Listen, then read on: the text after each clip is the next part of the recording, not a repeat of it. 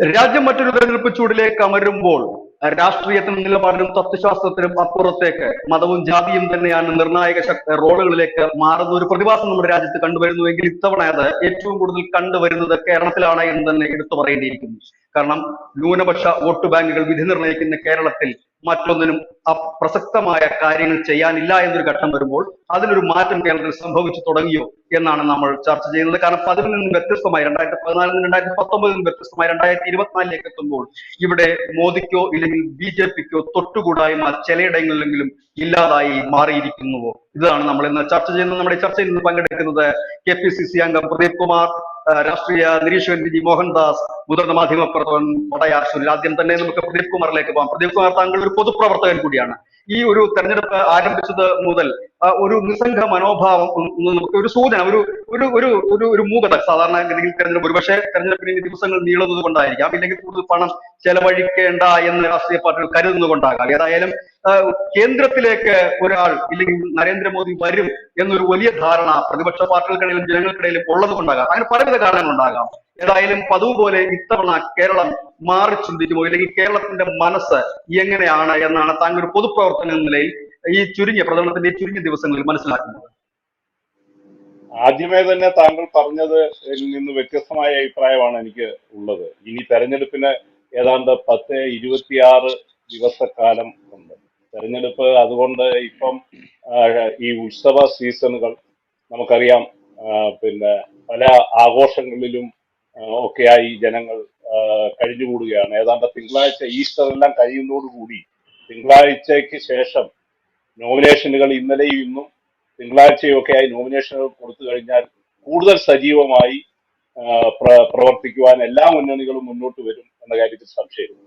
പിന്നെ നമ്മളെ താങ്കൾ ചോദിച്ച രണ്ടാമത്തെ ചോദ്യം, കേരളത്തിലെ ദേശീയ തലത്തിലും തെരഞ്ഞെടുപ്പിന്റെ ആദ്യ ഘട്ടങ്ങളിലൊക്കെ മോദി വൻ ഭൂരിപക്ഷത്തിൽ വിജയിക്കുമെന്നുള്ള പ്രചരണം വ്യാപകമായി ഉണ്ടാവുകയും അതൊക്കെ ഒരു പരിധി വരെ കുറെ ആളുകൾ അംഗീകരിക്കുകയും ചെയ്തിരുന്ന ഒരു അവസ്ഥാവിശേഷം ഉണ്ടായിരുന്നെങ്കിൽ തെരഞ്ഞെടുപ്പിലേക്ക് അടുത്തു വരുന്ന സാഹചര്യങ്ങളിൽ മോദി BJPയും ഭയപ്പെടുന്നു എന്നതിന്റെ ഒട്ടേറെ ഉദാഹരണങ്ങളാണ് ഈ കഴിഞ്ഞ കുറെ ദിവസങ്ങളിലായി നമ്മൾ കണ്ടുകൊണ്ടിരിക്കുന്നത്. കേജ്രിവാളിന്റെ അറസ്റ്റ്, അത് സംബന്ധിച്ചുള്ള നിരവധിയായ വിഷയങ്ങൾ, ഇപ്പോൾ ഞങ്ങളുടെ അഖിലേന്ത്യാ ഫണ്ട് പിന്നെ മരവിപ്പിക്കൽ, അങ്ങനെ ഇതെല്ലാം തന്നെ പിന്നെ പ്രതിപക്ഷ കക്ഷികളെ എല്ലാം മുൾമുനയിൽ നിർത്തുന്നു എന്നുള്ളത് BJPയെ സംബന്ധിച്ചിടത്തോളം ഭയപ്പെടുന്നു എന്നതാണ് സാഹചര്യം. പിന്നെ മറ്റൊന്ന്, കേരളത്തെ സംബന്ധിച്ചിടത്തോളം കഴിഞ്ഞ തെരഞ്ഞെടുപ്പിൽ 19 സീറ്റുകളായിരുന്നു ഐക്യ ജനാധിപത്യ മുന്നണിക്ക് കിട്ടിയിരുന്നതെങ്കിൽ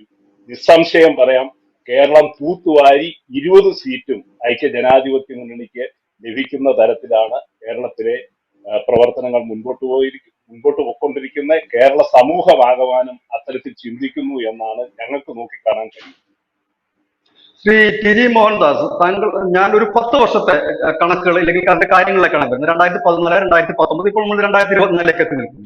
2014 വരുമ്പോഴേക്കും കേരളത്തിൽ BJPക്ക് ആകെ പ്രതീക്ഷ ഉണ്ടായിരുന്ന തിരുവനന്തപുരം ലോക്സഭാ മണ്ഡലമാണ്. 2019 എത്തുമ്പോൾ അത് തിരുവനന്തപുരത്തിനൊക്കപ്പുറം തൃശ്ശൂർ കൂടി എത്തുന്നു. പക്ഷെ ഇപ്പോൾ നമ്മൾ നോക്കുമ്പോൾ ഏതാണ്ട് 5ഓ 6ഓ മണ്ഡലങ്ങൾ ശക്തമായ ഫൈറ്റിലേക്ക് പോകുന്നു. 3 സീറ്റ് വരെ നേടാമെന്ന് ചില സർവേകൾ സൂചിപ്പിക്കുന്നു. ഒപ്പം തന്നെ 6ഓളം മണ്ഡലങ്ങളിൽ അവരൊരു നിർണായക റോളിൽ, അതായത് ഒരിക്കലും പ്രതീക്ഷിക്കാത്ത പത്തനംതിട്ടയിൽ പോലും ഒക്കെ ഒരു മുന്നേറ്റം നടത്തുന്ന ഒരു പ്രതീതി, അതായത് സർവേയിൽ മാത്രമല്ല അവിടുത്തെ ജനങ്ങളുടെ ഒരു റെസ്പോൺസിൽ നിന്നുമൊക്കെ നമുക്ക് മനസ്സിലാക്കാൻ കഴിയും. അതിനർത്ഥം 2014 2019 ചിന്തിച്ച പോലെ ആയിരിക്കില്ല കേരളത്തിലെ വോട്ടർമാർ 2024 ചിന്തിക്കുക എന്നല്ലേ നാം മനസ്സിലാക്കേണ്ടത്? ഇല്ല, അങ്ങനെ ഒരു പ്രത്യേക നിഗമനത്തിലെത്താൻ സമയമായിട്ടില്ല എന്ന് എനിക്ക് തോന്നുന്നു. എൻ്റെ നിരീക്ഷണത്തിൽ ഇപ്പോൾ കേരളത്തിലെ കോൺഗ്രസിൻ്റെ ക്യാമ്പയിൻ, വാസ്തവത്തിൽ കോൺഗ്രസിന് കേരളത്തിൽ വളരെ എളുപ്പമാണ് ജയിക്കാൻ. അവർക്ക് ആകെ CPMൻ്റെ കുറ്റം പറഞ്ഞുകൊണ്ടിരുന്നാൽ മതി, CPMനെ എക്സ്പോസ് ചെയ്തുകൊണ്ടിരുന്നാൽ മതി. പക്ഷെ ഇത് ചെയ്യുമ്പോൾ അത് BJPയെ സഹായിക്കുന്നു എന്നൊരു ആരോപണം CPM കൊണ്ടുവരും. അതിലെന്തുകൊണ്ടോ കോൺഗ്രസ് ഭയപ്പെടുന്നു ആ ആരോപണത്തെ. അയ്യോ, ഇനി അങ്ങനെ ആയി പോകുമെന്ന് വിചാരിച്ചിട്ട് അനാവശ്യമായിട്ട് ഈ ഫാസിസം, ജനാധിപത്യം ഇങ്ങനെയുള്ള വാക്കുകൾ ഇത് CPM ഉപയോഗിക്കുന്നത് അവർക്ക് അവരുടെ പെർഫോമൻസിൻ്റെ പുറത്ത് ഒന്നും പറയാനില്ല, ഒരു ക്ലെയിമും ഇല്ല. അതുകൊണ്ടാണ് അവർ ഈ എടുത്താ പൊങ്ങാത്ത ഫാസിസം, മതേതരത്വം, ജനാധിപത്യം ഇതൊക്കെ ഉപയോഗിക്കുന്നത്. ഇത് കോൺഗ്രസ് എന്തുകൊണ്ട് ഈ ഭയപ്പെടുന്നു? കോൺഗ്രസ് ധൈര്യമായിട്ട് ഇപ്പൊ കഴിഞ്ഞ തവണത്തെ 2019 തെരഞ്ഞെടുപ്പ് നോക്കുക, കോൺഗ്രസിന്റെ കുന്തമുന നേരെ CPM-ന്റെ നേർക്കായിരുന്നു. അതുകൊണ്ടാണ് 19 സീറ്റ് അവർക്ക് കിട്ടിയത്. ഇത്തവണ കേരളത്തിൽ ഈ ഞാൻ പറയുന്നത് എനിക്ക് തന്നെ കേൾക്കാം. ഇപ്പൊ പോയി, ശരിയായി. ഇത്തവണ കേരളത്തിലുണ്ടല്ലോ, അനാവശ്യമായിട്ട് മോദിയെ കുറ്റം പറഞ്ഞു കഴിഞ്ഞാൽ അതിന്റെ ഗുണം LDF-നെ പോകുള്ളൂ, UDF-ന് കിട്ടില്ല. അങ്ങനെ എന്തിനാണ് UDF ആത്മഹത്യ ചെയ്യാൻ പോകുന്നത് എനിക്ക് മനസ്സിലാകുന്നില്ല. UDF-ന് BJP-യോടുള്ള വിരോധം എനിക്കറിയാം. ഓൾ ഇന്ത്യ ബേസിൽ കോൺഗ്രസ് BJP രണ്ടുപേരും ശത്രുക്കളാണ്, ശരിയാണ്. കേരളത്തിൽ പക്ഷേ മാക്സിമം സീറ്റ് കോൺഗ്രസിന് വേണമെങ്കിൽ കോൺഗ്രസ് ചെയ്യേണ്ടത് CPM-നെ അല്ലെങ്കിൽ LDF-നെ എതിർക്കുക എന്നുള്ളതാണ്. ആരെന്തൊക്കെ പറഞ്ഞാലും, ഇപ്പൊ ബിജു പറഞ്ഞ പോലെ തിരുവനന്തപുരത്ത് ഒരു സാധ്യതയുണ്ട്, തൃശ്ശൂർ സാധ്യതയുണ്ട്, ശരി, അതൊക്കെ സമ്മതിച്ചു. പക്ഷെ കോൺഗ്രസിന്റെ മുഖ്യ ശത്രു ആരാ?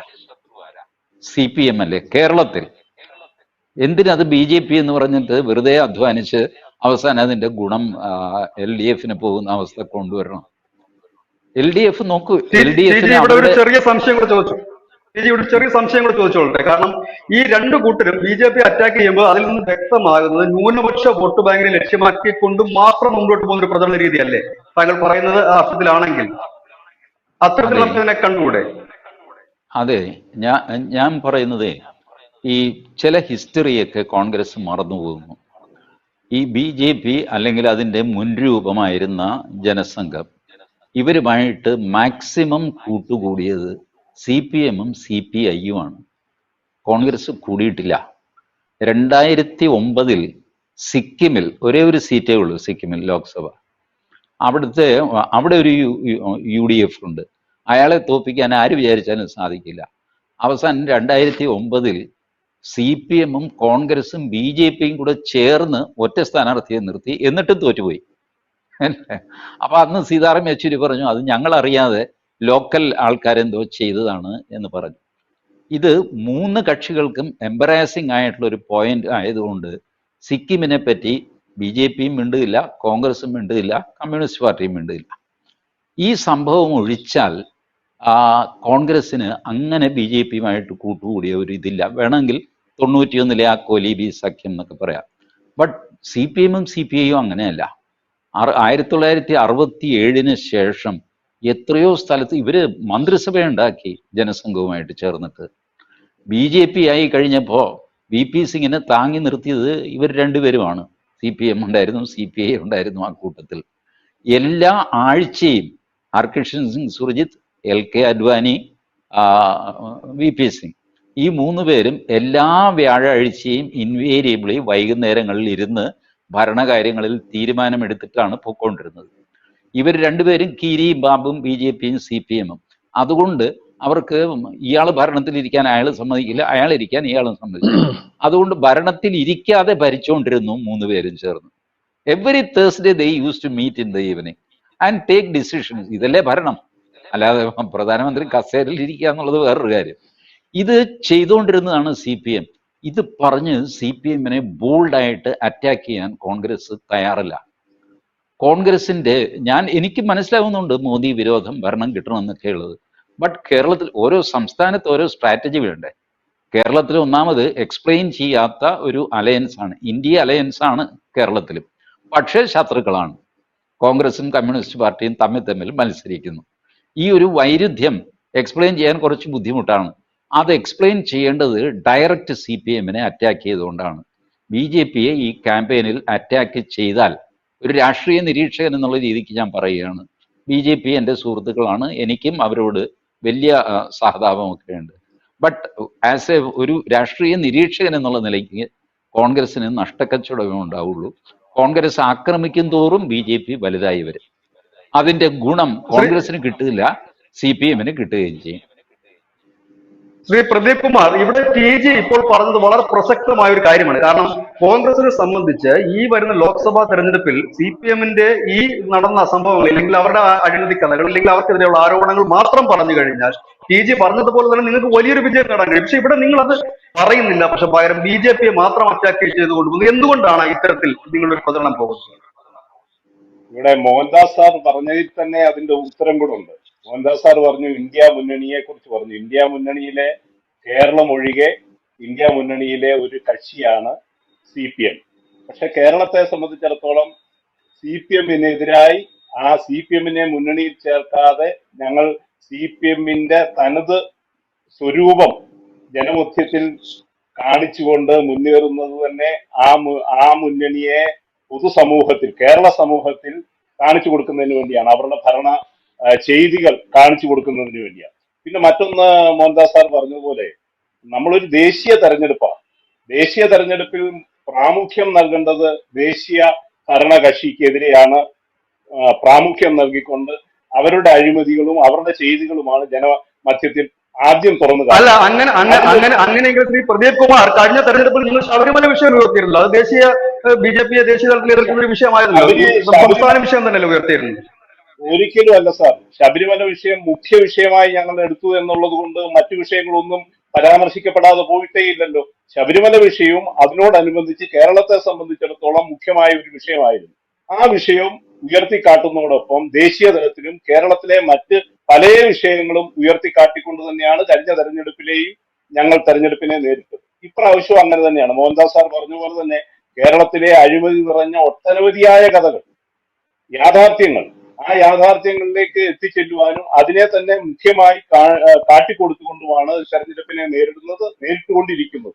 എന്നാൽ ദേശീയ തലത്തിൽ ഒരു തെരഞ്ഞെടുപ്പ് എന്നുള്ള നിലയിൽ ഇന്ത്യയുടെ ഭരണസാരഥേയം, ഭാരതത്തിന്റെ ഭരണസാരഥേയം നിശ്ചയിക്കപ്പെടുന്ന ഒരു തെരഞ്ഞെടുപ്പ് എന്ന നിലയിൽ അതിന് ഏറ്റവും മുൻഗണന കൊടുക്കണം എന്നുള്ളത് കൊണ്ടാണ് ആ വിഷയത്തിൽ BJP-യുടെ ചെയ്തികളെ ജനസമക്ഷത്ത് തുറന്നു കാട്ടുന്നത്. ശ്രീ വടയാസുനിൽ, ഇവിടെ നമ്മൾ പതിവിൽ നിന്ന് വ്യത്യസ്തമായി കാണുന്ന ഒരു കാഴ്ച, അതായത് രാഷ്ട്രീയത്തിനും മതത്തിനും ജാതികൾക്കും ഒക്കെ അപ്പുറമായി വികസനം കേരളത്തിൽ കുറച്ചെങ്കിലും ഒക്കെ ചർച്ചയായി വരും. പ്രത്യേകിച്ച് യൂത്തിന്റെ ഇടയിൽ. നമ്മുടെ രാജ്യത്ത് 55% യുവ വോട്ടർമാരുള്ളത്. അതിൽ തന്നെ കേരളത്തിൽ തന്നെ യുവതലമുറ നമ്മളുടെ വികസന കാര്യങ്ങൾ ചർച്ച ചെയ്യുന്നു. വികസനത്തിന് വേണ്ടിയിട്ട് അവർ നീങ്ങുന്നു. അവർ രാഷ്ട്രീയമല്ല നോക്കുന്നത്. അതുകൊണ്ട് തന്നെ ആയിരിക്കണം 6 മാസം മുൻപ് കേരളത്തിൽ നടന്ന ഒരു ചാനലിന്റെ സർവേയിൽ 35% പേർ നരേന്ദ്രമോദിയെ പിന്തുണയ്ക്കുന്നു എന്നതിന്റെ അർത്ഥം BJP കേരളത്തിൽ പിന്തുണയ്ക്കുന്നു എന്നല്ല, നരേന്ദ്രമോദി എന്ന് പറയുന്ന നേതാവിനെയും അദ്ദേഹത്തിന്റെ വികസന പ്രവർത്തനങ്ങളെ പിന്തുണയ്ക്കുന്നു എന്നുള്ളതാണ്. അതായത് കേരളത്തിന്റെ യുവതലമുറയുടെ മനസ്സ് മാറുന്നുണ്ടോ എന്നുള്ളതാണ് നമ്മൾ ഈ ഒരു ഡിബേറ്റിൽ ഉയർത്തുന്ന മറ്റൊരു ചോദ്യം. അത് ബിനു പറഞ്ഞ ഒരു വളരെ പ്രധാനപ്പെട്ട ഒരു സംഗതിയാണ്. കാരണം ഞാനിപ്പോൾ നമ്മുടെ ABC ചാനലിലെ ഒരു അനുഭവത്തിലൊരു കാര്യം പറയാം.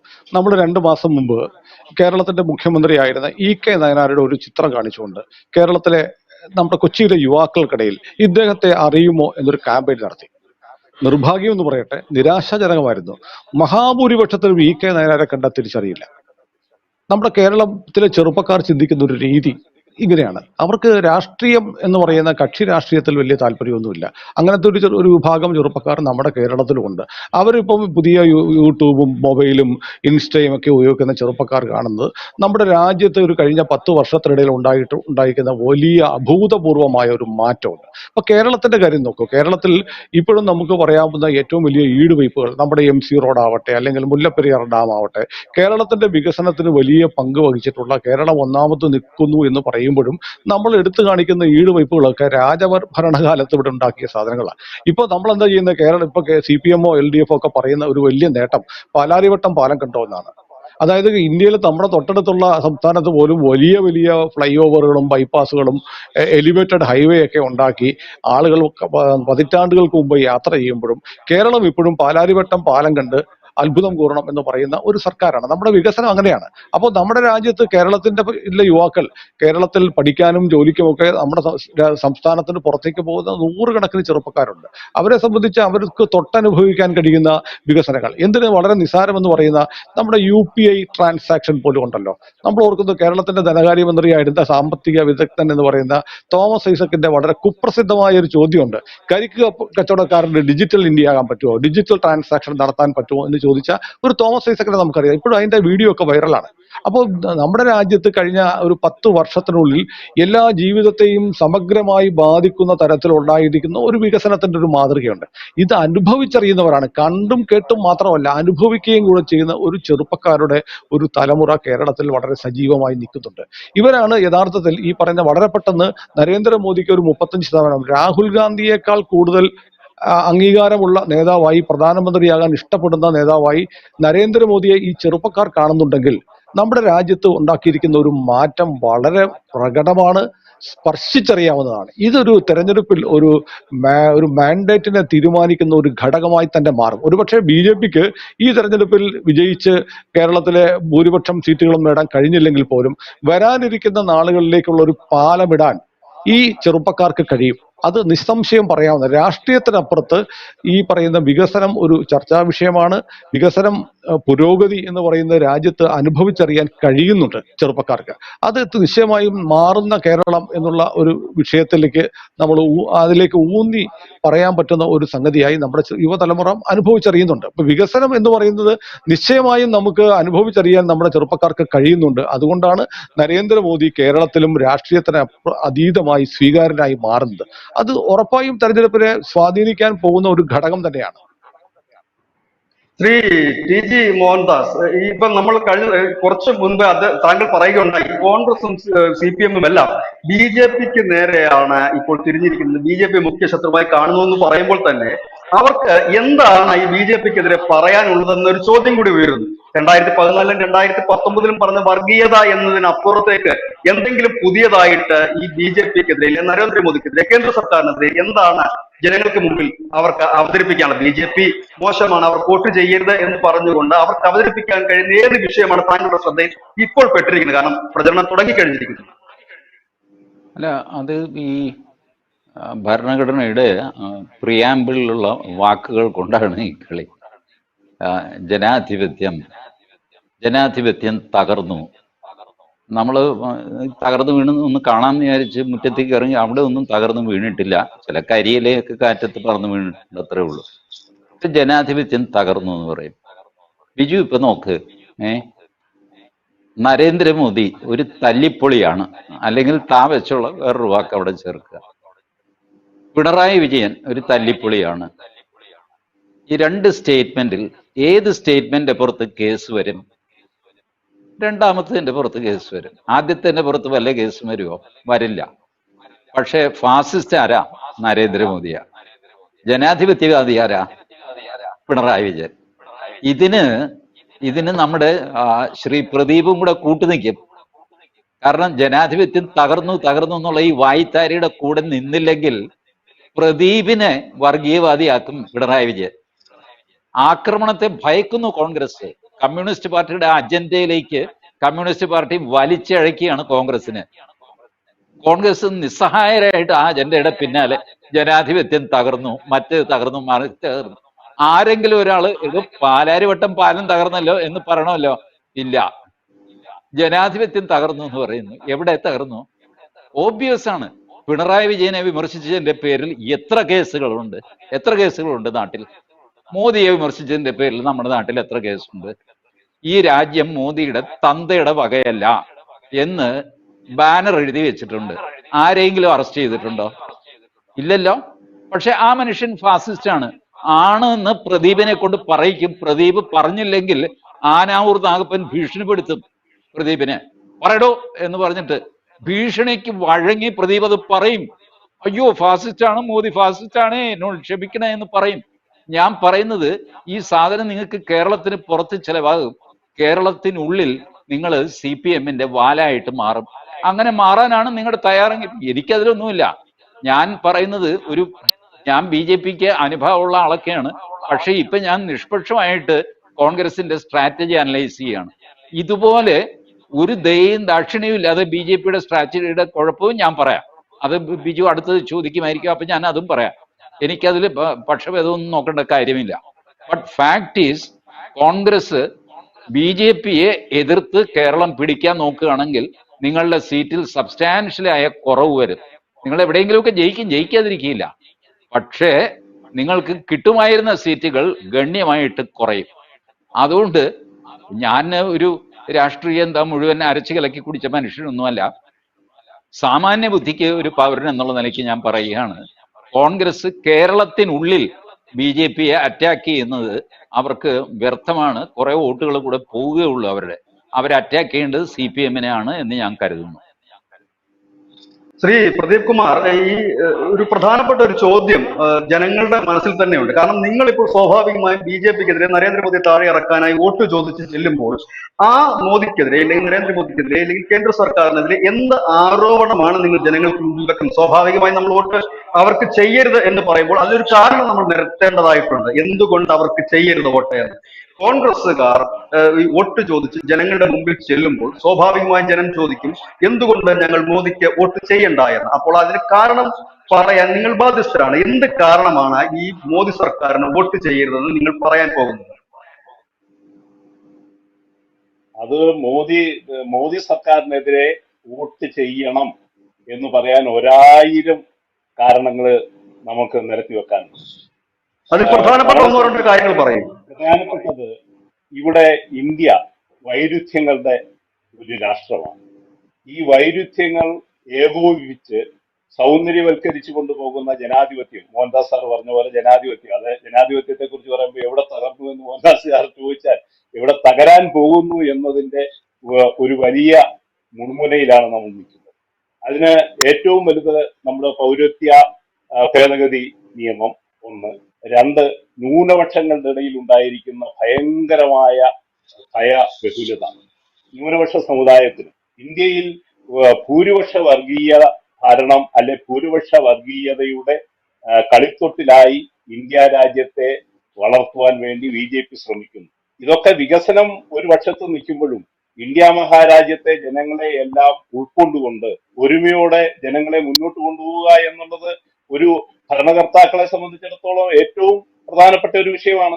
ആ പ്രധാനപ്പെട്ട വിഷയം ഇപ്പൊ തന്നെ 400 സീറ്റ് എന്നവർ പറയുന്നത് ഭരണഘടന മാറ്റിക്കുറിക്കും. ഭരണഘടന അപ്പാടെ എഴുതി മാറ്റി ഈ രാജ്യത്തെ ഭരണഘടന, നിലവിലുള്ള ഭരണഘടന മാറ്റാൻ പോകുന്നു എന്ന നിലയിലേക്കാണ് പോകുന്നത്. നമുക്കറിയാം, ഒരു പ്രസിഡൻഷ്യൽ ഭരണ രീതിയിലേക്കുള്ള ആലോചനകൾ നടക്കുന്നു. അങ്ങനെ പല രീതിയിലും ഈ 2 ടേം ഭരിച്ച BJPയെ സംബന്ധിച്ചിടത്തോളം അവർക്ക് സാങ്കേതികമായി അവരുടെ നിലപാടുകൾ അരക്കിട്ടുറപ്പിക്കാൻ കഴിഞ്ഞില്ല എന്നുള്ള വസ്തുതയാണ്. അത് ശ്രീ പ്രദീപ് കുമാർ, ഇത് തന്നെയാണ് TG മോഹൻദാസ് കുറച്ചുകൂടി ലളിതമായി തന്നെ പറഞ്ഞത്. ജനാധിപത്യം മരിച്ചു, ഫാസിസം എന്നൊക്കെ ഉള്ളത് നിങ്ങൾ പറയുന്നു. പക്ഷെ ഇവിടെ സാധാരണപ്പെട്ട വോട്ടർമാർക്ക് ചെല്ലുമ്പോൾ കക്കൂസ് ഇല്ലാത്തവന് കക്കൂസ് ഉണ്ടോ എന്ന് ചോദിക്കുന്നു, കുടിവെള്ളമില്ലാത്തവന് കുടിവെള്ളം ഉണ്ടോ എന്ന് ചോദിക്കുന്നു. വികസനം, റോഡിന്റെ, അതായത് വിസിബിൾ ആയിട്ട് എന്താണ് നിങ്ങൾക്ക് ഈ നരേന്ദ്രമോദി സർക്കാരിനെതിരെ പറയാനുള്ളത്? അഴിമതി ആരോപണമുണ്ടോ? ഇല്ലെങ്കിൽ മറ്റ് എന്തെങ്കിലും തരത്തിലുള്ള അവരുടെ മുഖ്യമന്ത്രിമാരുടെ കുംഭകോണമുണ്ടോ? ഇല്ലെങ്കിൽ ഈ രാജ്യത്തെ ജനങ്ങളെ പട്ടിണിക്കിട്ട കഥ പറയാനുണ്ടോ? ഇതാണ് ചോദിക്കുന്നത്, വിസിബിൾ ആയിട്ടുള്ള കാര്യം. നേരത്തെ ഇത് വളരെ ലളിതമായിട്ടാണ് TG വിശദീകരിക്കുന്നത്. ജനാധിപത്യം മരിച്ചു എന്ന് പറഞ്ഞാൽ നമുക്ക് ഇറങ്ങി നിന്നൊക്കെ കാണാൻ കഴിയില്ല. സാധാരണപ്പെട്ട ജനങ്ങൾക്ക് മുമ്പിലേക്ക് എത്തുന്നത് എപ്പോഴും തന്നെ അഴിമതി. നമുക്കറിയാം, നമ്മുടെ കേരളത്തിൽ തന്നെ സർക്കാരുകൾ നിലംപതിക്കുന്നതിന് പ്രധാനപ്പെട്ട കാരണങ്ങളിൽ ഒന്ന് അഴിമതിയാണ്.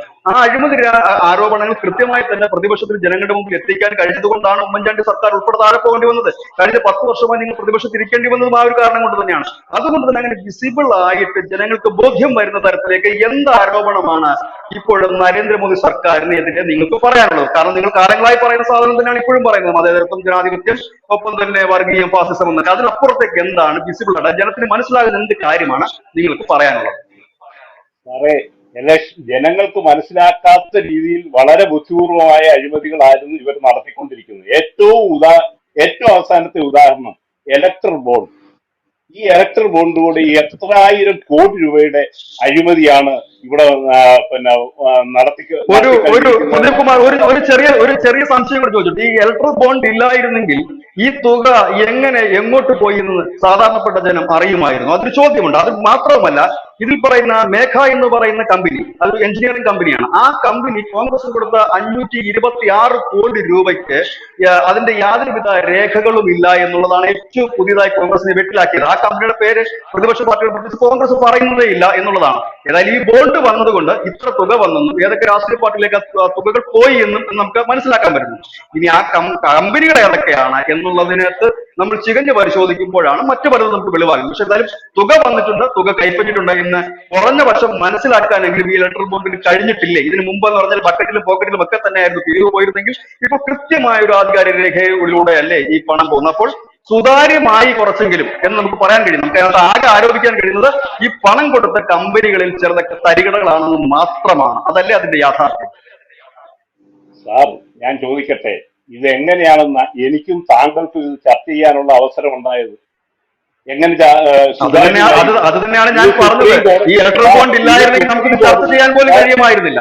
സാർ, അത് സുപ്രീം കോടതി, ബഹുമാനപ്പെട്ട സുപ്രീം കോടതിയുടെ ഇടപെടൽ കൊണ്ട് മാത്രമല്ലേ എനിക്കും താങ്കൾക്കും ഈ വൻ അഴിമതിയുടെ മലയുടെ ഒരംശമെങ്കിലും കാണാൻ കഴിഞ്ഞത്? അല്ല, അത് തന്നെയാണ് പറഞ്ഞത്. ഈ ഇലക്ട്രൽ ബോണ്ട് ഇല്ലായിരുന്നെങ്കിൽ ഈ കേസ് സുപ്രീം കോടതി വരുമായിരുന്നില്ല. സുപ്രീം കോടതി രേഖ ചോദിക്കുമ്പോൾ ഇലക്ട്രൽ ബോണ്ട് ഇല്ലായിരുന്നെങ്കിൽ അത് രേഖ കൊടുക്കുവാൻ കഴിയുമായിരുന്നില്ല. അങ്ങനെ ഇലക്ട്രൽ ബോണ്ട് എന്ന് പറയുന്ന സംവിധാനം ഇല്ലായിരുന്നെങ്കിൽ ഈ തുകയൊക്കെ എങ്ങോട്ട് പോയെന്ന് നമ്മൾ എങ്ങനെ അറിയുമായിരുന്നു? അല്ല, ഇതിപ്പോ ഇന്നോ ഇന്നലെയോ അല്ലല്ലോ, കഴിഞ്ഞ 10 വർഷമായിട്ടല്ലല്ലോ രാജ്യത്ത് തെരഞ്ഞെടുപ്പ് നടക്കുന്നത്. ഈ സംഭാവനകൾ നൽകാൻ തുടങ്ങിയതും കമ്പനികളും വ്യക്തികളും സംഭാവന ഓരോ രാഷ്ട്രീയ പ്രസ്ഥാനത്തിൽ കൊടുക്കാൻ കഴിഞ്ഞത് ഇലക്ട്രൽ ബോണ്ട് തുടങ്ങിയതിന് ശേഷമല്ലല്ലോ, അതിനു മുമ്പ് ഈ കണക്കുകൾ പൊതുജനം അറിയാൻ തുടങ്ങി. കണക്കുകൾ പൊതുജനം അറിയാൻ തുടങ്ങിയിട്ട് എത്ര വർഷമായിട്ടുണ്ടാകും താങ്കളുടെ അറിവിൽ? എനിക്ക് 2017 മുതലുള്ള കണക്കുകൾ മാത്രമേ എനിക്ക് അറിയുള്ളൂ.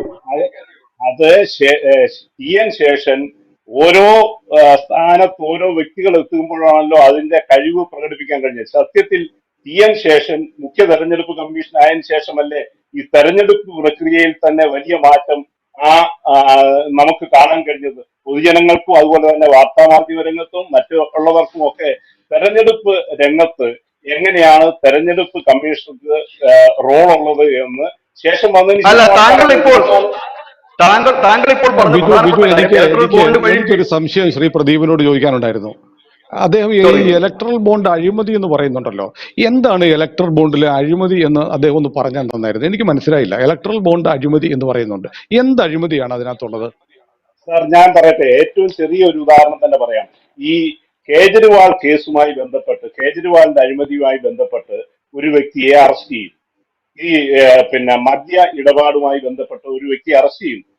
ആ വ്യക്തി ജാമ്യത്തിലിറങ്ങി പിറ്റേ ദിവസം 50 കോടി രൂപ BJPയുടെ ഈ ബോണ്ട് എടുക്കുന്നു. അത് അഴിമതിയല്ലേ സാർ? അല്ല, അങ്ങനെയാണെങ്കിൽ ഈ കോൺഗ്രസിനോ ഇന്ത്യ മുന്നണിയിലുള്ള ആർക്കും ഈ ഇത്തരത്തിൽ ടൈന്റഡ് ആയിട്ടുള്ള ഒരു കമ്പനിയുടെയും ഒരു പൈസയും ഈ കോൺഗ്രസിനോ ഇന്ത്യ മുന്നണിയിലോ ഒരു കക്ഷിക്കും കിട്ടിയിട്ടില്ലേ? അല്ല, അതിനെക്കുറിച്ച് ഞാൻ പറയുന്നില്ല, കിട്ടിയിട്ടില്ല എന്നൊന്നും ഞാൻ അതുകൂടെ പറയണല്ലോ. അല്ല, ഞാനൊരു ലേമൻ സാധാരണക്കാരന് അങ്ങ് ഈ അഴിമതി എന്ന് പറയുമ്പോൾ അതിന്റെ സ്കോപ്പ് പറയണ്ടേ? അല്ല, ഞാൻ ചോദിക്കുന്നത് സാർ, അങ്ങനെയാണെങ്കിൽ എന്തുകൊണ്ട് ഈ ഗവൺമെന്റ് ഇത് പ്രസിദ്ധിപ്പെടുത്തണം എന്ന് പറഞ്ഞപ്പോൾ സമ്മർദ്ദം ചെലുത്തി SBIയിൽ ആയിക്കോട്ടെ, എന്തായാലും പബ്ലിക് ഡൊമൈനിൽ വന്നില്ലേ ശ്രീ പ്രദീപ് കുമാർ? ഇത് പബ്ലിക് ഡൊമൈനിൽ വന്നില്ലേ? അങ്ങ് പറയുന്നു ഇലക്ട്രൽ ബോണ്ട് അഴിമതി എന്ന് പറഞ്ഞാൽ അഴിമതി എന്താണെന്ന് പറയണം. അതായത് സംശയാസ്പദമായ ബാക്ക്ഗ്രൗണ്ട് ഉള്ള ആളുകളുടെ പക്കൽ നിന്ന് പണം വാങ്ങിയതാണെങ്കിൽ കോൺഗ്രസും ഇന്ത്യ മുന്നണിയിലെ മറ്റ് കക്ഷികളും വാങ്ങിയിട്ടില്ലേ? വാങ്ങിയിട്ടുണ്ടോ ഇല്ലേ? അങ്ങനെ പറയാമല്ലോ സാർ. അങ്ങനെ ഞാനിപ്പം കോൺഗ്രസ് ആരോപണ വിധേയരായ ആരുടെയും പണം വാങ്ങിയിട്ടില്ലേ? നീ അഴിമതി നടത്തിയത് കൊണ്ട് ഞാനും നടത്തിയില്ലേ എന്ന് മറുചോദ്യം അല്ലല്ലോ അതിന് മറുപടി. അല്ലല്ലോ, മാത്രം അഴിമതിക്കാരെന്ന് പറഞ്ഞാൽ അങ്ങനെ ശരിയാവുക? BJP വാങ്ങിയതല്ല അഴിമതി, നിങ്ങൾ ഉൾപ്പെടെ വാങ്ങിയതൊന്നും അഴിമതിയല്ല. ഇതെന്ത് യുക്തിയാണ്? മറ്റൊന്നുകൂടെ ചോദിക്കട്ടെ, ഇലക്ട്രൽ ബോണ്ട് ഒരു സെക്കൻഡ്, ഒരു മിനിറ്റ് അങ്ങ് അനുവദിക്കുമെങ്കിൽ ഞാൻ ഒരു കാര്യം പറയാം. ഞാൻ മനസ്സിലാക്കിയത്, ഞാൻ കൃത്യം ഫിഗർ അല്ല, ഏകദേശം പറയാം. ഏതാണ്ട് 20,000 കോടി രൂപയുടെ ഇലക്ട്രൽ ബോണ്ട് ഉണ്ട്. അതിൽ 6,000-ൽ പരം കോടി BJP കിട്ടി. ബാക്കി 14,000 കോടിയും കിട്ടിയത് നിങ്ങൾ ഉൾപ്പെടെയുള്ള ഇന്ത്യ മുന്നണിക്കല്ലേ സാർ? മാത്രമല്ല 6,000 കോടിയോളം കിട്ടിയ BJP ഇന്ത്യ രാജ്യം ഭരിക്കുന്നു. ഇന്ത്യയിലെ 19 സംസ്ഥാനങ്ങൾ ഭരിക്കുന്നു. നിങ്ങൾ 1.5 സ്റ്റേറ്റും ഭരിക്കുന്നു. ഇന്ത്യയിലെ ഭരണകക്ഷിയല്ല. നിങ്ങൾക്ക് 1,500 കോടി കിട്ടിയിട്ടുണ്ട്. 6,000-ന്റെ 3-1 കിട്ടിയിട്ടുണ്ട്. ഞാൻ നിങ്ങളിലേക്ക് വരാം. TG മോഹൻദാസിലേക്ക് പോകേണ്ടതുണ്ട്. ശ്രീ TG മോഹൻദാസ്, ബോണ്ട് എന്ന് പറയുന്നത് ഞാൻ ഈ പറഞ്ഞതിനെ കേൾക്കാൻ എനിക്ക് താല്പര്യമുണ്ട്. ഇലക്ട്രൽ ബോണ്ട് എന്ന് പറയുന്ന ഈ സംവിധാനത്തിൽ ഒരു പക്ഷേ ജനങ്ങളെ കൺവിൻസ് ചെയ്യിക്കാൻ പ്രതിപക്ഷത്തിന് ഒരു ചെറിയ പരിധി വരെ കഴിഞ്ഞിട്ടുണ്ട്. ഇതിന്റെ ഒരു ആരോപണം നിൽക്കുന്നു. നേരത്തെ ഈ കോൺഗ്രസിന്റെ നേതാവ് ശ്രീ പ്രദീപ് കുമാർ പറഞ്ഞതിനെ നമുക്ക് കുറച്ചൊരു അർത്ഥത്തിൽ അത് ശരിവെച്ച് തന്നെ പോകേണ്ടി വരും. കാരണം ഇതിൽ ഈ പണം നൽകിയിരിക്കുന്ന കമ്പനികളൊന്നും അത്ര ഒരു നല്ല ബാക്ക്ഗ്രൗണ്ട് ഉള്ള കമ്പനികളല്ല എന്നുള്ളത് ഇതിനോടകം തന്നെ പല മാധ്യമങ്ങളിൽ വന്നിട്ടുണ്ട്. ഈ ഒരു ആരോപണങ്ങൾ, അതെ തന്നെ, ഈ ആരോപണങ്ങളിൽ നിന്നും ഈ BJPക്ക് എന്ത് വ്യത്യസ്തതയായിരിക്കും പറയാനുണ്ടാവുക ടി ജി? ഒരു വ്യത്യസ്തതയും BJPക്ക് പറയാനില്ല. ഞാൻ ഈ നേരത്തെ പറഞ്ഞ കുഴപ്പം തന്നെയാണ് സംഭവിക്കുന്നത്. ഈ പോയിന്റ് പറഞ്ഞ് BJPയെ പ്രദീപ് കുമാർ ആക്രമിക്കുന്നു. അതേസമയം സുനിലിനെ പോലുള്ളവർ തിരിച്ചു ചോദിക്കുന്നു, നിങ്ങൾക്കും കിട്ടിയില്ലേ കാശ്? അതല്പം കുറവാണെന്നല്ലേ ഉള്ളൂ. കുറവായാലും കൂടുതലായാലും അഴിമതി തന്നെയാണല്ലോ. നിങ്ങൾ കേന്ദ്ര ഭരണത്തിൽ ഇല്ല, അതുകൊണ്ട് കാശ് കുറച്ച് കിട്ടി. BJP ഭരണത്തിലുണ്ട്, അതുകൊണ്ട് അവർക്ക് കൂടുതൽ കിട്ടി. ഇതല്ലാതെ വേറെ എന്താ വ്യത്യാസം? നിങ്ങളുടെ ഇന്ത്യ മുന്നണിയിലുള്ളവർ തന്നെ DMKക്ക് എത്ര കോടി കിട്ടി? ഈ പറഞ്ഞ കമ്പനിയിൽ നിന്ന് തന്നെ. BRSന് എത്ര കിട്ടി? ബിജു ജനതാദളിന് എത്ര കിട്ടി? മമതാ ബാനർജിക്ക് എത്ര കിട്ടി? അപ്പൊ ഇവരൊക്കെ കിട്ടിയവരാണ്. അതേസമയം ഇത് വാങ്ങാത്തവരും ഇതിനെ എതിർത്തവരുമാണ് CPM. അവരുടെ കൂടെ നിന്നാണ് പ്രദീപ് ഇപ്പൊ BJPക്ക് നേരെ അമ്പയക്കുന്നത്. അപ്പൊ CPMന് ആകെ ചെയ്യാനുള്ളത്, കോൺഗ്രസ് BJPയെ കുറ്റം പറയുന്നു, കോൺഗ്രസും ഇതേ അഴിമതി ചെയ്തവരാണ്, ഇത്രയും പറഞ്ഞാൽ മതി, കോൺഗ്രസ് പ്രതിരോധത്തിലാവും. അതുകൊണ്ടാണ് ഞാൻ പറയുന്നത്, പ്രിയപ്പെട്ട സഹോദര, നിങ്ങൾ വേണ്ടാത്ത തർക്കം ഉന്നയിക്കില്ല. കാരണം ഇലക്ട്രൽ ബോണ്ടിന്റെ ഹിസ്റ്ററി നോക്കൂ.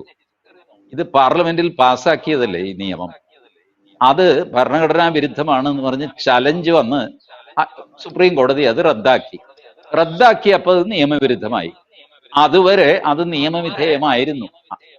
അതുകൊണ്ടാണ് ഈ പാർട്ടികളെല്ലാം അതിലെ കാശ് വാങ്ങിച്ചുകൊണ്ടിരുന്നത്. എന്താന്ന് വെച്ചാൽ, എനിക്കിപ്പോ തെരഞ്ഞെടുപ്പ് ആവശ്യത്തിന് എനിക്ക് പ്രദീപിന് ഒരു 10,000 രൂപ കൊടുക്കണം. തിരുവനന്തപുരം വരെ യാത്ര ചെയ്തിട്ട് 10,000 രൂപ ക്യാഷായിട്ട് പ്രദീപിന് കൊടുക്കാൻ പറ്റുമോ? പറ്റില്ല. ഇലക്ട്രൽ ബോണ്ട് വന്നു. ഞാൻ 10,000 രൂപയുടെ ബോണ്ട് ഇവിടെ വാങ്ങിച്ചിട്ട് ബൈ പോസ്റ്റ് ആ ബോണ്ട് പ്രദീപിന് അയച്ചു കൊടുത്താൽ മതി. ആ ബോണ്ടിന്റെ പൈസ പ്രദീപ് വാങ്ങും. ഇപ്പൊ സുപ്രീം കോടതി പറഞ്ഞു അത് പറ്റില്ല. പഴയ പോലെ ചാക്കി കെട്ടിയിട്ട് കാശുമായിട്ട് മോഹൻദാസ് എറണാകുളത്ത് നിന്ന് തിരുവനന്തപുരത്ത് പോയി പ്രദീപിന് കൊടുക്കണം. കണക്കില്ല, കുമ്മട്ടിക്കായിക്കില്ല. എല്ലാവർക്കും സന്തോഷമാണ്. എല്ലാവർക്കും സന്തോഷമായി. കാരണം ഈ സകല രാഷ്ട്രീയ പാർട്ടി ഇത് ചെയ്യുന്നുണ്ട്. CPM ആകാശത്ത് നിന്ന് കൊണ്ടുവന്നൊന്നും അല്ല തെരഞ്ഞെടുപ്പ് നടത്തുന്നത്. അവർക്ക് വേറെ വഴിയിൽ പണം കിട്ടുന്നുണ്ട്. ഇതേ രീതിയിൽ പണം കോൺഗ്രസിനും കമ്മ്യൂണിസ്റ്റ് പാർട്ടിക്കും BJPക്കും അവർക്കൊക്കെ കിട്ടിക്കൊണ്ടിരുന്നു. അതിന് കണക്കുണ്ടായിക്കോട്ടെ. ആ പണം കള്ളപ്പണത്തിൽ പെടണ്ട എന്ന് വിചാരിച്ച് അതിന് റെക്കോർഡ് ഉണ്ടാക്കി അത് പുറത്ത് വിട്ടു കഴിഞ്ഞാൽ ഈ ജാതി ആരോപണങ്ങൾ വരും. അയാൾക്ക് കൊടുത്തു, അയാൾക്ക് കൂടുതൽ കൊടുത്തു, ഇയാൾക്ക് കുറവല്ലേ കൊടുത്തുള്ളൂ എന്നൊക്കെ. അപ്പൊ അങ്ങനെ ഈ പണം തരുന്നവർക്ക് ഒരു എംബരാസ്മെന്റ് വേണ്ട. അതുകൊണ്ട് അത് രഹസ്യമായിട്ട് സൂക്ഷിച്ചു. സുപ്രീം കോടതി പറഞ്ഞു ഇതെല്ലാം ഭരണഘടനാ വിരുദ്ധമാണ്, ഈ രഹസ്യം പുറത്തു വിടണം. ശരി, രഹസ്യം അങ്ങ് പുറത്തു വിട്ടു. എല്ലാവർക്കും സന്തോഷമായി. ഇനിയിപ്പോ പഴയ കള്ളപ്പണ രീതിയിലേക്ക് പോകാം. ഈ തെരഞ്ഞെടുപ്പ് വരുന്നത് കാശ് വേണ്ടേ? കാശ് ഏത് വിധേനെ ആൾക്കാർ സമാഹരിക്കും? അത് കള്ളപ്പണമായിരിക്കും. അതിലിപ്പോ എല്ലാവർക്കും സന്തോഷം. CPMന് സന്തോഷം, കോൺഗ്രസിന് പരമസന്തോഷം, BJP സന്തോഷം ഒന്നും പറയുന്നില്ല, പക്ഷെ ഉള്ളിൽ അവർക്കും സന്തോഷമായിരിക്കും. കാരണം കണക്കും കുമ്മിട്ടിക്കേ ഇല്ലല്ലോ. 15,000 രൂപ ബോണ്ട് വഴിക്കാണ് ഞാൻ പിരിക്കുന്നതെങ്കിൽ അതിന് കണക്കുണ്ട്. ബോണ്ടേ ഇല്ല, 10,000 ഇല്ല, ഞാൻ 15,000 പിരിച്ചു കഴിഞ്ഞാൽ പ്രദീപ് എങ്ങനെ അറിയും? ഞാൻ എറണാകുളത്ത് പിരിച്ച 10,000 രൂപ ദേ പിടിച്ചു എന്ന് പറയും, ബാക്കി 5,000 രൂപ ഞാൻ പോക്കറ്റിലിടും. ഈ നേതാക്കന്മാര് മാത്രമല്ല സ്മാർട്ട്, ഇപ്പൊ അണികളും സ്മാർട്ടാണ്. സകല പാർട്ടിയിലെ അണികളും സ്മാർട്ടാണ്. സുഖമായിട്ട് കാശുണ്ടാക്കുക. ഒരു കണക്കും പരിപാടിയില്ലാതെ കാശുണ്ടാക്കുക. കണക്കോടുകൂടി ഈ തെരഞ്ഞെടുപ്പിന്റെ സംഗതി നടത്തിയത് അഴിമതിയാണെന്ന് പറയുക. ഇതാണ് ഇപ്പൊ ചെയ്തുകൊണ്ടിരിക്കുന്നത്. ഇൻഡയറക്ട്ലി പ്രദീപ് വെള്ളം കോരുന്നതും വിറക് വെട്ടുന്നതും പിണറായി വിജയന് വേണ്ടിയിട്ടാണ് എന്ന് വന്നു. കാരണം പിണറായി വിജയൻ ഇലക്ട്രൽ ബോണ്ടിൽ ഇല്ല. കേരളത്തിലെ ഈ പ്രതിപക്ഷ പാർട്ടികൾ BJPക്കെതിരെ ഉന്നയിക്കുന്ന പല ആരോപണങ്ങളുമുണ്ട്. അതിൽ ചില ആരോപണങ്ങൾക്കെങ്കിലും BJP പലപ്പോഴായി പല രീതിയിൽ മറുപടി പറഞ്ഞിട്ടുണ്ട്. അതുകൊണ്ട് എല്ലാം തികഞ്ഞതാണ് BJP എന്ന് നമുക്ക് പറയാൻ കഴിയും. മൂന്നാം വർഷത്തിലേക്ക് പോകുന്ന BJP അവരുടെ ഭരണം എല്ലാം കൊണ്ടും നല്ലതായിരുന്നു, അവരുടെ സ്റ്റേറ്റുകളെല്ലാം കൊണ്ടും നല്ലതായിരുന്നു എന്നൊരു അഭിപ്രായം ഒരു സ്വതന്ത്ര രാഷ്ട്രീയ നിരീക്ഷകൻ എന്ന നിലയിൽ ശ്രീ TG മോഹൻദാസിനുണ്ടോ? ഇല്ല. അയ്യോ, അങ്ങനെ എല്ലാം തികഞ്ഞൊരു ഭരണമുണ്ടോ? ഒരുപാട് പോരായ്മകളുണ്ട്. ഒരുപാട് സ്ഥലത്ത് പറഞ്ഞ കാര്യം ചെയ്യാതെ പോയിട്ടുണ്ട്. ഇപ്പോ ഉദാഹരണമായിട്ട് ഈ Mudra loan basically B J P വക്താക്കളൊക്കെ തുടങ്ങാറുള്ളത് മുദ്രാ ലോണാണ്. ഈ മുദ്രാ ലോൺ 60 ലക്ഷം പേർക്ക് കൊടുത്തു. ശരി, വലിയൊരു സംഖ്യയാണ്. പക്ഷെ 60 ആയിരുന്നോ നിങ്ങളുടെ ടാർഗറ്റ്? ആയിരുന്നില്ല, 1 കോടിയായിരുന്നു. അപ്പോ അതിന്റെ 60% എത്തിയിട്ടുള്ളൂ. അപ്പൊ അതൊരു പോരായ്മയല്ലേ? ആണ്. അപ്പൊ അത് ഈ പറഞ്ഞ പോലെ എല്ലാം തികഞ്ഞ ഒരു ഗവൺമെന്റ് ഉണ്ടാവില്ല. അല്ല, ഇവിടെ പ്രധാനമായും നമ്മൾ ഒരിക്കലും. ചോദിക്കുന്ന ഒരു ചോദ്യം ഈ ന്യൂനപക്ഷങ്ങൾക്കിടയിൽ ഉണ്ടാകുന്ന ഒരു വലിയ ആശങ്കയുണ്ട്. അതായത് ഇപ്പൊ നേരത്തെ പറഞ്ഞ പ്രദീപ് കുമാർ പറഞ്ഞതുപോലെ തന്നെ ഈ പൗരത്വ ഭേദഗതി നിയമമായാലും അതിനോട് തൊട്ട് പിന്നാലെ വരുന്ന ഏക സിവിൽ കോഡ് ആയാലും പിന്നെ മണിപ്പൂർ വിഷയമായാലും അടക്കം ഇതിന്റെ ഒരു ക്ലാരിഫിക്കേഷൻ കൊടുക്കാൻ പലപ്പോഴും കേരളത്തിൽ അടക്കമുള്ള BJP നേതാക്കൾക്ക് കഴിയാതെ പോകുന്നൊരു സാഹചര്യം കൂടിയുണ്ട്. ഈ ഒരു സാഹചര്യത്തിലേക്ക് കുറച്ച് വോട്ടർമാരെങ്കിലും സ്വാധീനിക്കാൻ ഇതിന് കഴിയാറുണ്ട്. ഇത് BJPക്ക് അത് ക്ലിയർ ചെയ്യാൻ പറ്റാത്തത് ആ സംഘടനാ സംവിധാനത്തിന്റെ ഒരു പോരായ്മയില്ല, കുറഞ്ഞപക്ഷം കേരളത്തിലെങ്കിലും. കാരണം കേരളത്തിലാണ് ഏറ്റവും കൂടുതൽ ചർച്ചയായി വരുന്നത്, അല്ലെങ്കിൽ ദക്ഷിണേന്ത്യയിലാണത്. തീർച്ചയായിട്ടും ഞാൻ പറയട്ടെ, കേരളത്തിൽ ഈ CAA വന്നു കഴിഞ്ഞ് ഒരു മുസ്ലിമിനെയും ഇവിടുന്ന് ഓടിക്കാൻ പോകുന്നില്ല, കപ്പൽ കയറ്റി വിടാൻ പോകുന്നില്ല എന്ന് എല്ലാവർക്കും അറിയാം. പക്ഷേ പ്രതിപക്ഷ കക്ഷികൾ അത് സക്സസ്ഫുൾ ആയിട്ട് ആ ക്യാമ്പയിൻ നടത്തി മുസ്ലിങ്ങളെല്ലാം കപ്പൽ കയറ്റിയിട്ട് കടലിൽ കൊണ്ടുപോയി താത്താൻ പോവുകയാണെന്ന് പറഞ്ഞുകൊണ്ട്. അതിനകത്ത് ഈ പ്രദീപ് ഉണ്ടായിരുന്നെന്ന് എനിക്കറിയില്ല കേട്ടോ, അവരുടെ പാർട്ടി ഉണ്ടായിരുന്നു. ഈ ഇംപ്രഷൻ, ഈ നരേറ്റീവ് ഒരു 6 മാസത്തോളം അൺചലഞ്ച്ഡ് ആയിട്ട് പൊക്കോണ്ടിരുന്നു കേരളത്തിൽ. 6 മാസത്തോളം എതിർക്കാൻ ഒരു മനുഷ്യനില്ല, ചോദിക്കാനും പറയാനും ആരുമില്ലാതെ. 6 മാസത്തിന് ശേഷം BJP അല്ല, സംഘപരിവാറിലെ മറ്റ് സംഘടനകളാണ് ഇതിന് കൗണ്ടർ നരേറ്റീവ് ഉണ്ടാക്കി തുടങ്ങിയത്. ഞാൻ ഈ കൗണ്ടർ നരേറ്റീവിന്റെ ഒരു ഭാഗമായിരുന്നു, BJP-കാരനായിട്ടല്ല, RSS-കാരനായിട്ട്. ഞാൻ പ്രസ് ഇൻഫർമേഷൻ ബ്യൂറോയിലാണ് കേന്ദ്ര സർക്കാർ ഈ ഡീറ്റെയിൽസ് കൊടുക്കുന്നത്. അതിലൊരു FAQ ഇട്ട് സാധാരണ ചോദിക്കുന്ന ചോദ്യങ്ങൾ, മുസ്ലിങ്ങൾക്ക് പൗരത്വം നഷ്ടപ്പെടുമോ, പൗരത്വ ബില്ലിൽ എന്താണ്, ഇതെല്ലാം ചോദ്യോത്തര രൂപത്തിലുള്ളത്. അതെടുത്ത് മലയാളത്തിലാക്കി സ്വന്തം പോക്കറ്റിൽ നിന്ന് പൈസ മുടക്കി അച്ചടിച്ച് ഞാൻ പോകുന്ന സ്ഥലത്ത് ഞാൻ തന്നെ പ്രസംഗിക്കുകയും ഞാൻ തന്നെ വിതരണം ചെയ്യുകയും ചെയ്തു. ഇത്രയ്ക്ക് ദാരിദ്ര്യമായിരുന്നു ഇപ്പുറത്തുനിന്നുള്ള കൗണ്ടർ. ഐ ഡോണ്ട് നോ, ഇപ്പോഴും ആ സ്ഥിതിക്ക് വലിയ മാറ്റമൊന്നും വന്നിട്ടില്ല. ഈ CAA നിയമം സമ്പൂർണമായിട്ട് തെറ്റിദ്ധരിപ്പിക്കപ്പെട്ടതാണ് എന്ന് തെറ്റിദ്ധാരണ പരത്തുന്നവർക്കറിയാം, പക്ഷെ അത് പറയേണ്ടവർക്ക് ഇപ്പോഴും അറിഞ്ഞുകൂടാ. അതൊരു വലിയ പോരായ്മയാണ്. BJPക്ക് ഈ തെരഞ്ഞെടുപ്പിൽ കേരളത്തിൽ BJPയുടെ അജണ്ട എന്താ? ഇപ്പോഴും അത് ഫിക്സ് അല്ല. വികസനമാണോ, മതേതരത്വമാണോ, CAA ആണോ? നിങ്ങൾക്ക് 18 വിഷയമാകാം, അതിന്റെ പ്രിയോറിറ്റി തീരുമാനിക്കുക, അതിന്റെ ക്യാമ്പയിൻ നോക്കുക. ഞാൻ പ്രദീപിന്റെയും കൂടെ അറിവിലേക്ക് പറയുമ്പോൾ മോശമാണല്ലോ എന്ന് തോന്നും. പിണറായി വിജയന്റെ ക്യാമ്പയിൻ നോക്കൂ. മലപ്പുറത്ത് CAA പറ്റി പറഞ്ഞു, നെയ്യാറ്റിങ്കരയിൽ വന്നപ്പോഴോ CAA പറ്റി അക്ഷരം പറയുന്നില്ല. നെയ്യാറ്റിങ്കരയിൽ വന്ന് ജനാധിപത്യത്തെ പറ്റിയാണ് പറയുന്നത്, കേജ്രിവാളിന്റെ അറസ്റ്റിനെ പറ്റിയാണ് പറയുന്നത്. ഒരക്ഷരം CAA പറ്റി പറയുന്നില്ല.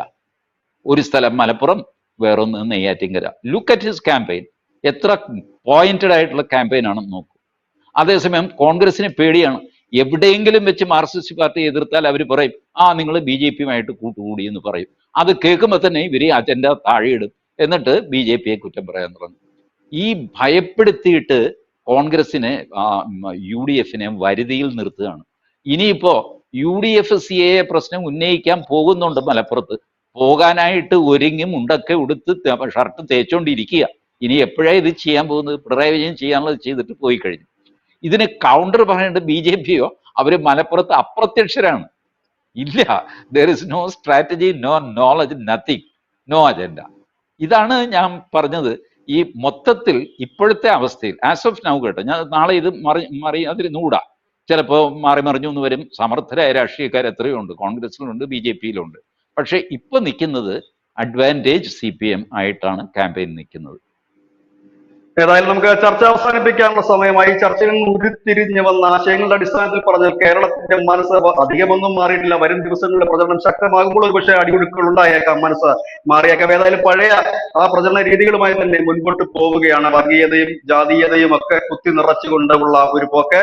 കൃത്യമായി നിലപാടെടുത്ത് മുൻപോട്ട് പോകാൻ ഇടതുപക്ഷം ഒഴിച്ചുള്ള മറ്റു പാർട്ടികൾക്ക് കഴിയുന്നില്ലാത്തൊരു സാഹചര്യം എന്ന് ചൂണ്ടിക്കാണിക്കപ്പെട്ടു. ഏതായാലും 3 മുന്നണികൾക്കും കൃത്യമായ ഒരു അജണ്ട സെറ്റ് ചെയ്ത് കേരളത്തിൽ ഇതുവരെ മുൻപോട്ട് പോകാൻ കഴിഞ്ഞിട്ടില്ല. വരും ദിവസങ്ങളിൽ ഒരുപക്ഷെ കഴിയുമായിരിക്കും. ഏതായാലും ഈ ചർച്ചയിൽ പങ്കെടുത്ത KPCC അംഗം പ്രദീപ് കുമാർ, സ്വതന്ത്ര രാഷ്ട്രീയ നിരീക്ഷകൻ TG മോഹൻദാസ്, മുതിർന്ന മാധ്യമ പ്രവർത്തകൻ വടയാർ സുനിൽ എന്നിവർക്ക് നന്ദി പറയുന്നു. ഒപ്പം പ്രേക്ഷകർക്കും വീണ്ടും മറ്റൊരു വിഷയമായി നാളെ കാണാം. ബൈ.